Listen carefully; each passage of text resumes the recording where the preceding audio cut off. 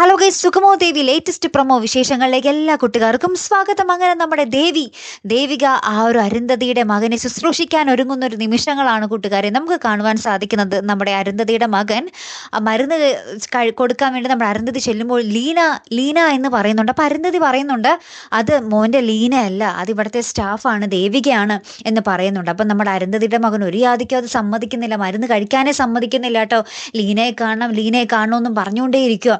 അപ്പം നമ്മുടെ ദേവിക കൃത്യമായിട്ട് നമ്മുടെ അരുന്ധതിയുടെ വീട്ടിലേക്ക് വരുന്നുണ്ട്. ഇനി നമ്മുടെ അരുന്ധതിക്ക് നിവർത്തികേട് കൊണ്ട് നമ്മുടെ ദേവികയെ കൊണ്ട് നമ്മുടെ മകനെ ശുശ്രൂഷിപ്പിക്കേണ്ടി വരുമോ എന്നുള്ളതാണ് അടുത്ത ചോദ്യം അല്ലേ കൂട്ടുകാരെ. നമ്മുടെ സ്തപ്പാൻ്റെ മകളേക്ക് ഭയങ്കര വലിയ രോഗത്തിൽ നിന്നൊക്കെ മാറ്റിക്കൊണ്ടുവന്നതല്ലേ, ആ ഒരു മനസ്സിനെ മാറ്റിക്കൊണ്ടുവന്നതല്ലേ. അതുപോലെ തന്നെ നമ്മുടെ അരുന്ധതിയുടെ മകനെ നമ്മുടെ ദേവി സുഖപ്പെടുത്തിയാൽ പിന്നെ നമ്മുടെ അരുന്ധതിക്ക് അതിൽ പരം വേറെ സന്തോഷം ഉണ്ടാവില്ല അല്ലേ.